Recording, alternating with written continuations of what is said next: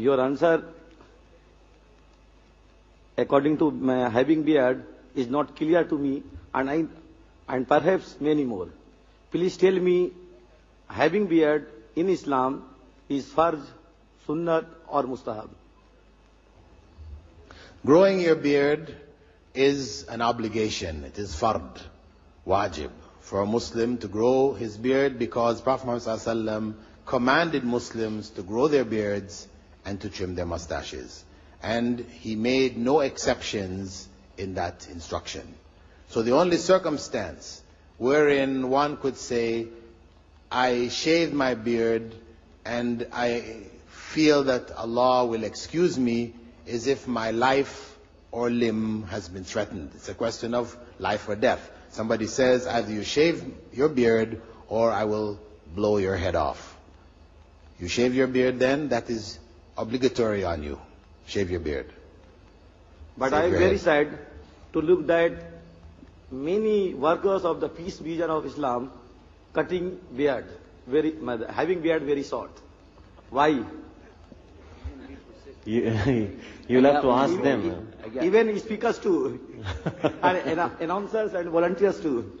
Okay, that's a good suggestion. Let me throw something at you real quick, okay? Just I want you to think about this. The first thing you do, you look in the Quran. It says in the Quran, Ya ayyuhalladhina amanu, O you who believe, obey the messenger. Okay? Obedience to the messenger is obedience to Allah. So we're going to establish that first.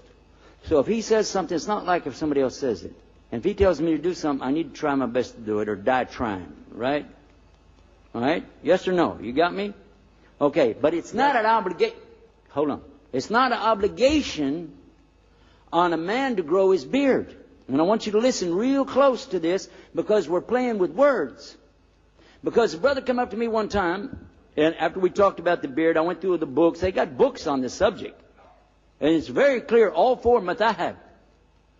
There's no excuse for you not to have a beard. They all said it. Do it. Okay?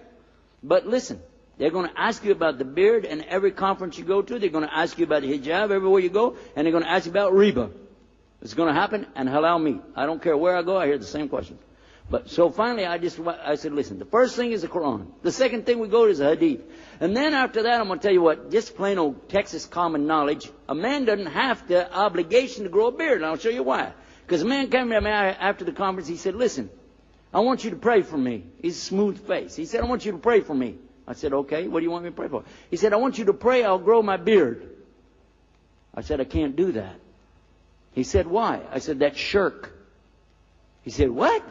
I said, that's shirk. I can't pray for you to grow a beard. Allah is the one growing the beard. It's not your obligation to grow it. It's your obligation to stop cutting it off.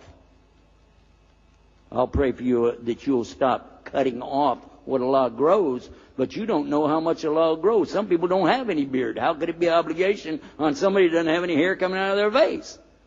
Your obligation is, if you get some hair, to take care of it, as the Prophet ﷺ told us about grooming it, caring for it. And it's in the madhab that when you're making wudu, that you're supposed to come up through it like this. And how are you going to do that when you ain't got nothing there to come up through?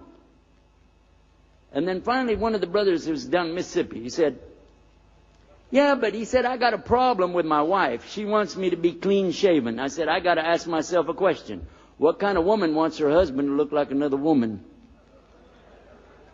But they never did invite me to go back to Mississippi either. أفمن شرح الله صدره للإسلام فهو على نور من ربه فويل للقاسية قلوبهم من ذكر الله